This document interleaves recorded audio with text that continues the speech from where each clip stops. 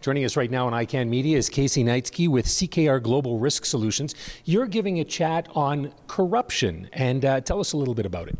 Well, it's corruption in the sense of risk mitigation, if you will, and we as a company like to address companies and help them set up preventative measures so they can attack corruption issues before they start.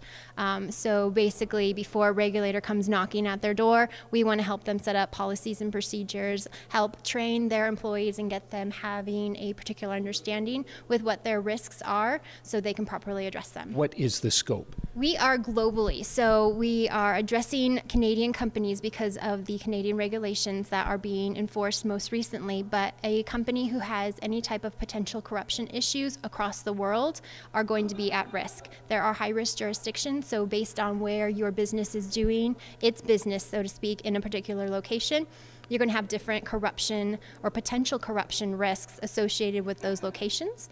And so from a corporate perspective, we look at in this arena, Canadian companies who have operations in different jurisdictions that are going to be high risk and how those risks can be properly mitigated within their groups. So what are some of these high risk areas? It's dealing with government officials in particular. So the use of third parties or even joint venture partners, how you are getting your equipment, for example, into countries, so the oil and gas industry in particular, they're not only drilling in these high-risk countries, they're needing to get equipment in. So they have different third parties or representatives that they use to move those logistics, as well as other companies who perform and provide them the equipment to get their stuff into the countries, and those are pretty high risks. Which countries are we talking about here that might be higher risk than others? We are talking about most of the countries down in Latin America, Brazil, Argentina, Chile, and then definitely the Africa regions, particularly West Africa, are some high risk. You're also looking at the Asian communities. They have a lot of areas that the regulators are paying attention to right now, just from an anti-corruption perspective. Lots of these countries, it almost seems as if bribery and corruption is the cultural way of doing business. Is that acceptable? It is in a certain perspective.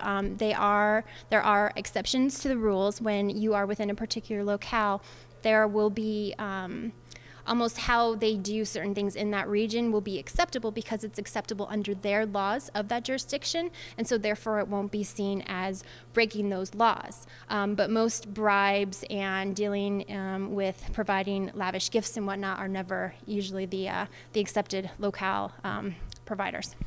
When it comes to a country, say in Latin America or South America or Africa, that has a different way of operating than we do, should Canadian companies operate as they would here in Canada, or can they be more relaxed in these other countries? No, the same regulations are going to apply. So you need to have very rigorous policies and procedures set up within the headquartered company that you're in, and make sure that those translate to any of the companies, or sorry, any of the countries that you are working in. So just because there might not be a particular anti-bribery corruption legislation in the country you're operating in, does not mean that you're going to be applicable to other regulations. Okay, thank you very much for your time. Appreciate it.